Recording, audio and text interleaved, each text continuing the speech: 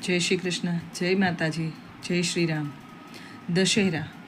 દશેરાના દિવસે ભગવાન શ્રી રામે રાવણ પર જીત મેળવી હતી. મા દુર્ગાએ મહિષાસુરને હરાવ્યો હતો, જેથી આપણે આ દિવસને વિજયાદશમી તરીકે પણ ઓળખીએ છીએ. આ દિવસ આપણા હિન્દુ પંચાંગ પ્રમાણે, હિન્દુ વર્ષ પ્રમાણે ખૂબ જ શુભ માનવામાં આવે છે.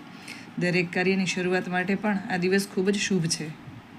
આસો શુક્લ પક્ષની 10મી તિથિ 1 ઓક્ટોબર 2025ના રોજ સાંજે 7:01 શરૂ થશે અને 2 ઓક્ટોબર 2025ના રોજ સાંજે 7:10 દશેરા સમાપ્ત થશે. ઉદયા તિથિના આધારે દશેરા 2 ઓક્ટોબરે ઉજવવામાં આવે છે. આ દિવસના શુભ મુહૂર્ત: વિજય મુહૂર્ત બપોરે 2:28 થી 3:16 સર્વાધિક શુભ સમય બુરાઈ પર સારાઈની વિજય માટે. શસ્ત્ર પૂજા માટેનો શુભ સમય બપોરના 2:09 થી 2:56 સુધી. હથિયાર અને સાધનોની પૂજા માટેનો આદર્શ સમય.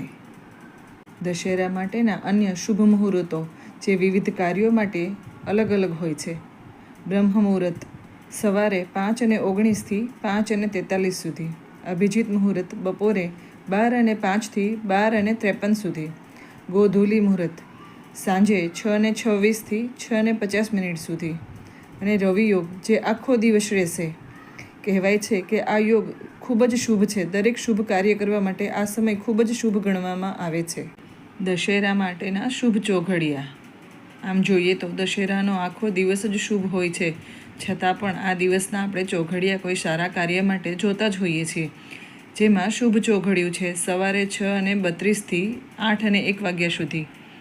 લાભ છે એ બપોરે 12:29 શરૂ થાય છે અને 1:58 સુધી.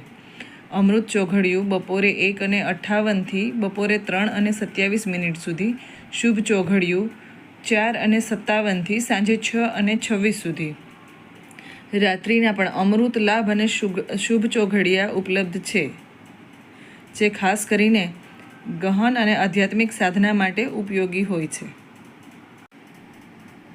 ધન્યવાદ. જો આપને અમારો વિડીયો ગમ્યો હોય તો પ્લીઝ લાઇક, શેર અને સબસ્ક્રાઈબ જરૂરથી કરજો.